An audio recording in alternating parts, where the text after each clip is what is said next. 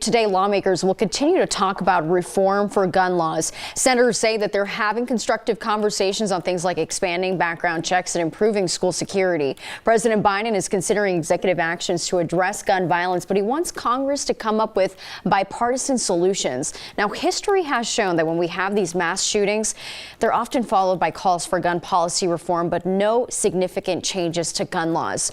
Tomorrow, the House Judiciary Committee will review a package on gun safety measures ranging from raising the legal age to buy assault rifles to mandating the safe storage of guns. 90's reporter Darius Johnson joins us live from the newsroom this morning. And Darius, right now, Colorado is one of 19 states with some sort of red flag law in place.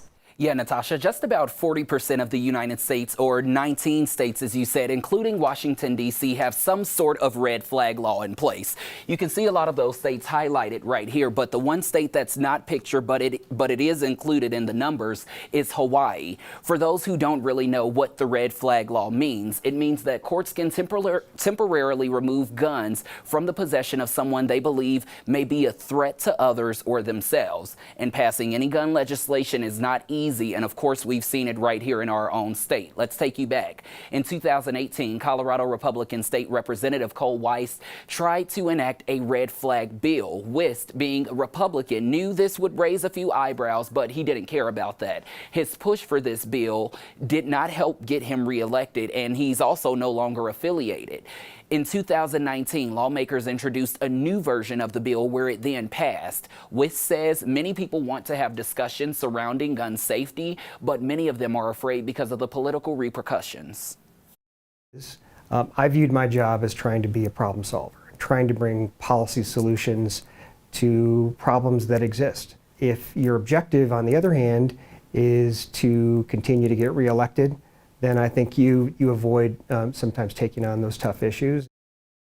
Now, since the start of the pandemic back in 2019, there was a lot of gun ownership that has increased dramatically. The New York Times reports that in 2020, about a fifth of all Americans who bought guns were first-time gun owners. Some say this conversation will only get more difficult when many say that they are making the purchase as a form of protection. We'll speak a little bit more on that in the 8 o'clock hour right here on Channel 20 as we continue to talk about the police response in Uvalde. Yeah, it's important to keep this conversation going. Darius, thank you for the update. The Aurora Police Department is getting an interim chief as the search continues to fill the role of former police chief Vanessa Williams, who was fired. For the job, at least in the interim, the department brought back former Aurora Chief Dan Oates. He's going to now be in charge of getting officers on board with the consent decree, that legal agreement to improve practices within the department, including use of force and recruitment. He says reducing crime and strengthening the relationship with the community are top priorities. Oates added he expects to start making some changes in about a month. His contract as interim chief is for 6 months with an option to extend temporarily. In Louisville, the police department is switching up its strategy to patrol the neighborhoods destroyed by the Marshall Fire. Since the fire, more than 5 months ago, officers have been driving around day and night. Police say that's become very expensive and not sustainable. It costs an estimated $200,000 to $300,000 a month, including overtime costs for officers. Now the city will move to a surveillance system with cameras and license plate readers to catch any thieves. First and foremost, we want to make sure that we're not re-victimizing people.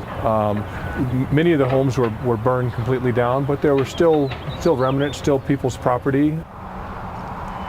Yeah, Louisville police say they've seen a handful of looting and burglary calls in the areas affected by the Marshall Fire. In one case, someone was caught stealing catalytic converters on cars that were destroyed in the fire.